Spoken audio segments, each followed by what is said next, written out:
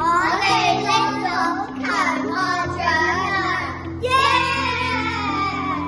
好開心同埋好興奮，非常開心。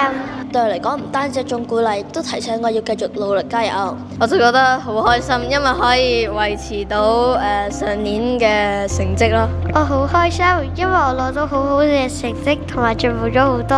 我哋今日攞到強項獎，好開心啊！感謝嘅人係我嘅父母，因為佢哋一直支持我。我最感謝嘅人係我嘅媽媽，因為佢一直都喺度教緊我嘅品德。我最感謝嘅人係我嘅老師，因為佢一直都教緊我嘅品德。我嘅心情係充滿驚喜，因為好特別。我之前冇攞過操行㗎，又好想攞到，今次終於攞到啦，我覺得好開心又驚喜。首先，我想多謝返所有教導過我嘅老師，因為佢哋嘅教導同關心，先可以令我不斷成長。我亦都想特別感謝返張子仁老師，因為佢嘅支持同埋鼓勵，先可以令到我有信心越過難關。我最想感恩嘅人係我媽媽，我想同佢講，多謝你一直以嚟悉心嘅教導。咁你呢？我最想感恩嘅人係我嘅爸爸，我想同佢講，多謝你一直以來陪伴我溫習。多謝爸爸媽媽教導我，多謝各科老師教我哋。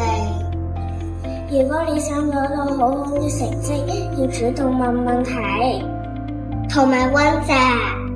最想感謝嘅係我嘅父母，想對佢哋講，多謝你教導我哋成為一位樂於助人同善良嘅人。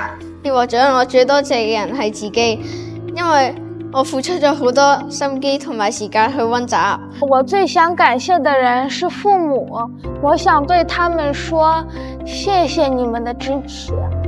我最想感謝嘅人係我嘅鋼琴老師嘅指導，因為佢付出咗佢自己私人嘅時間去同我哋去練習。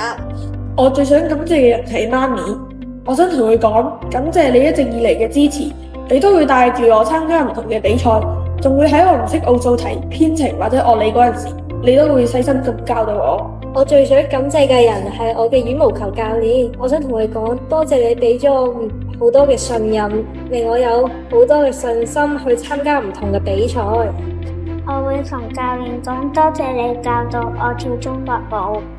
多謝嘅人就係媽媽，我想同佢講多謝，因為佢成日都輔導我啲功課咧，同埋成日都同我一齊溫書嘅。呢次嘅獲獎，我最想感謝嘅人係媽媽，因為我一開始係唔想參加呢個比賽，然後我後尾越參加越多，所以我好想同佢講多謝。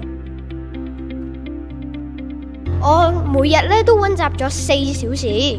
我喺上堂嗰時好認真咁上堂，同埋專心咁記重點。我喺每一次嘅考試之前，好用心咁溫習。有時溫到好夜咯。我上堂時候都自己專心咁樣抄筆記，同埋用得閒嘅時間嚟溫習。每溫習1小時就休息一陣，放鬆心情。我哋要認真溫書，將嗰啲重要嗰啲嘢寫喺筆記上面，去考試前嘅話就可以睇嗰啲筆記。專心上堂，而我平時就會專心咁抄筆記。我嘅溫習秘訣就係自己喺一個安靜嘅環境努力溫習。我學到唔好放棄，要堅持。例如話，每日要跳舞嘅時候，功課有好多，我哋要努力堅持。下次想爭取攞第1名，希望可以科科都攞到100分，攞到冠軍。繼續努力，同埋繼續參加唔同嘅朗誦比賽，不要放棄。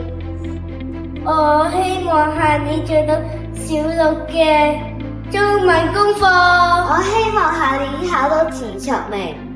我會每星期參加一次奧數班，考試前溫習其他科目，令各科學習更加平衡。都會安排時間休息。更加主動幫助有需要嘅人，例如低年級同學，成為佢哋嘅榜樣。